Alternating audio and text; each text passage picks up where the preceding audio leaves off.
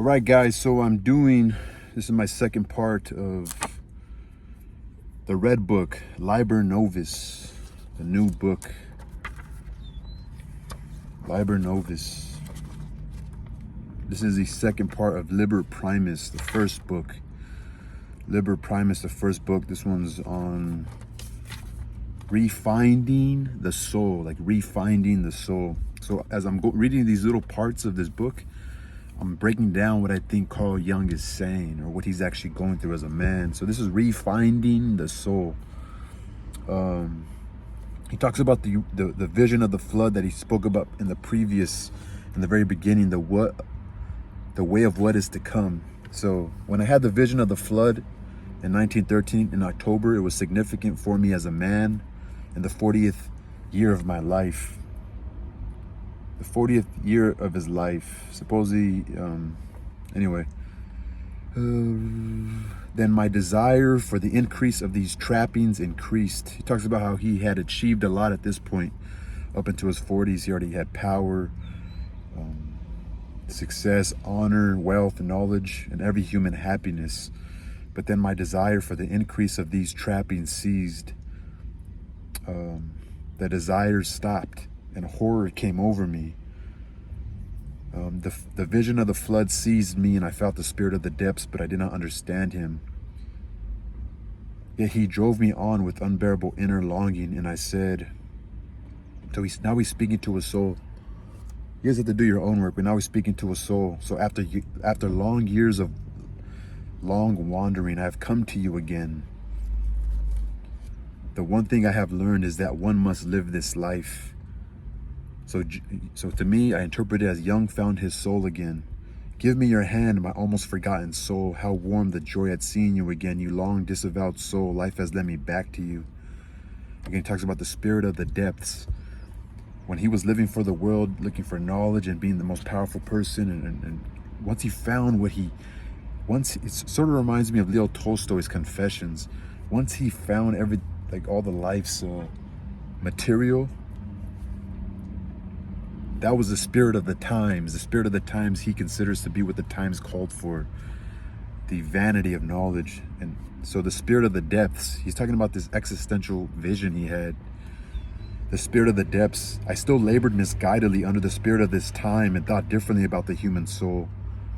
I thought and spoke much of the soul. I knew many learned words for her. I had judged her and turned her into a scientific object. I did not consider that my soul cannot be the object of my judgment and knowledge. Much more are my judgment and knowledge the objects of my soul.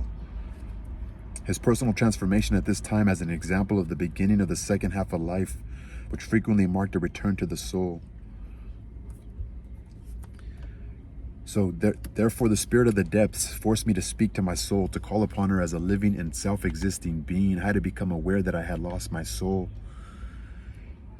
From this, we learn how the spirit of the depths considers the soul. He sees her as a living and self-existing being, and with this, he contradicts the spirit of this time, for whom the soul is a thing dependent on man.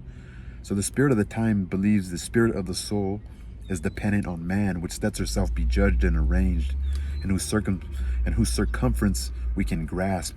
I had to accept that what I had previously called my soul was not at all my soul, but a dead system. Hence, I had to speak to my soul as to something far off and unknown, which did not exist through me, but through whom I existed. He whose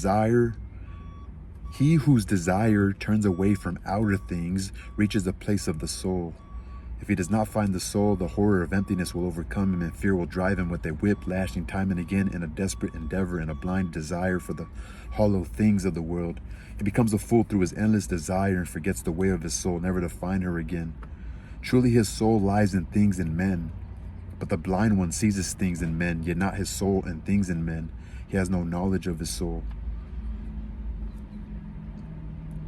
If we possess the image of a thing, we possess half the thing. Truly, his soul lies in things and men, but the blind one seizes things in men, yet not his soul and things in men. He has no knowledge of his soul.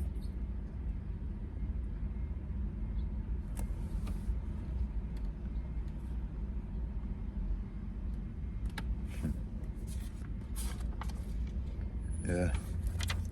Refinding the soul. So again, I think Jung has this sort of awakening. Like I mean, look at he's in his prime, right? He's in his prime. He's found all this knowledge and power through trying to help people, through writing books and figuring how to psychoanalyze people and helping people try to get over these illnesses, these psychological illnesses, these spiritual, these things through images. And again, he's in his prime. And again, I think with success comes hate, and I think he found that. I think he was having an existential kind of he had obviously this nightmare, a vision of a flood of the end of life. And again, if we go back to the first video I made an interpretation about the way of what is to come.